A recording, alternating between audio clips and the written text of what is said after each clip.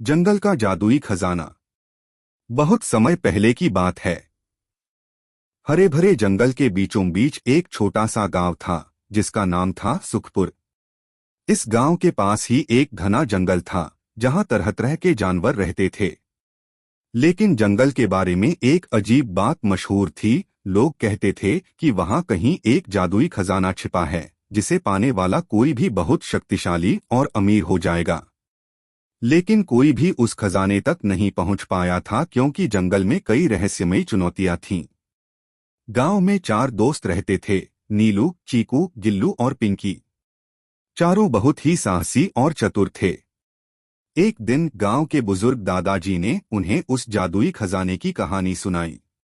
नीलू ने उत्साहित होकर कहा, क्यों न हम इस खजाने को खोजने निकलें। बाकी तीनों भी बहुत खुश हुए और अगले ही दिन सुबह सुबह जंगल की ओर निकल पड़े। जंगल में चलते चलते वे एक बड़े घने पेड़ के पास पहुंचे।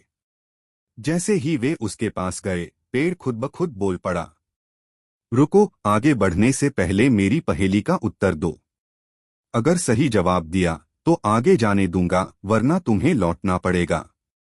बच्चों को बहुत आश्चर्य हुआ, लेकिन वे तैयार हो गए। पेड़ ने पूछा, ऐसी कौन सी चीज है जो जितना बढ़ती है उतनी ही हल्की होती जाती है। गिल्लू ने झट से जवाब दिया, धुआं।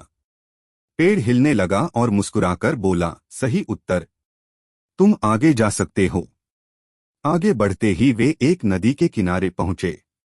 वहां एक चालाक लोमड़ी बैठी थी। उसने कहा, अगर तुम्हें यह पुल पार करना है तो मेरे 3 सवालों का जवाब देना होगा। बच्चों ने सहमति जताई। लोमड़ी ने पहले पूछा, ऐसा कौन सा जीव है जो सुबह 4 पैरों पर चलता है, दोपहर में 2 पैरों पर और रात में 3 पैरों पर। पिंकी ने तुरंत कहा, इंसान। बच्चा 4 पैरों पर चलता है, बड़ा होकर 2 पैरों पर और बूढ़ा होने पर लाठी के सहारे 3 पैरों पर। लोमड़ी मुस्कुराई और दूसरा सवाल पूछा, ऐसी कौन सी चीज है जो बिना हिले डुले पूरी दुनिया में घूम सकती है। चीकू ने जवाब दिया, सोच और कल्पना। लोमड़ी ने खुशी से सिर हिलाया और आखिरी सवाल पूछा, ऐसी कौन सी चीज है जो टूटने पर कोई आवाज नहीं करती। नीलू ने तुरंत कहा, चुप्पी। लोमड़ी हंस पड़ी और पुल पार करने का रास्ता दे दिया। पुल पार करते ही बच्चों को एक अंधेरी गुफा मिली। गुफा के बाहर लिखा था, जो अंदर जाएगा उसे अपनी सबसे बड़ी कमजोरी से लड़ना होगा। बच्चों ने हिम्मत दिखाई और गुफा के अंदर चले गए। वहां 4 अलग अलग रास्ते थे और जैसे ही वे अलग हुए, उनके सामने उनकी सबसे बड़ी कमजोरी आ गई।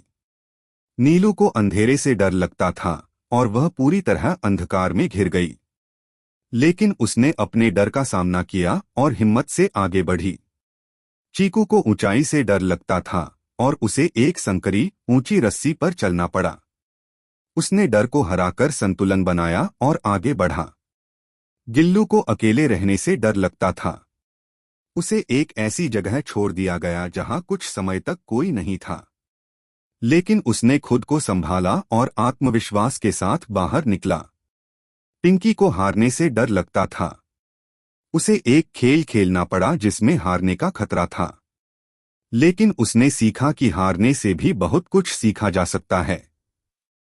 जब चारों बच्चे अपनी अपनी कमजोरियों को हरा चुके थे तो गुफा का दरवाजा खुल गया और वे बाहर आ गए। गुफा से बाहर निकलते ही बच्चों को एक चमकता हुआ बड़ा सा संदूक दिखाई दिया। उन्होंने उसे खोला तो अंदर उन्हें सोने चांदी के गहने नहीं मिले, बल्कि 4 कांच के गोले थे। जैसे ही उन्होंने उन गोलों को छुआ, एक आवाज आई, बच्चों, तुमने अपनी बहादुरी और बुद्धिमानी से इन चुनौतियों को पार किया। यही तुम्हारा असली खजाना है, ज्ञान, आत्मविश्वास, धैर्य और दोस्ती। चारों बच्चों ने समझ लिया कि असली खजाना सोना चांदी नहीं, बल्कि वे गुण हैं जो इंसान को सच्चा विजेता बनाते हैं। वे खुशी खुशी गांव लौट आए और वहां के लोगों को अपनी रोमांचक यात्रा के बारे में बताया। गांव वालों ने उनकी हिम्मत की खूब तारीफ की और सभी बच्चों ने उनसे सीखा कि सच्ची दौलत बाहरी चीजों में नहीं, बल्कि हमारे भीतर छिपी अच्छाइयों में होती है।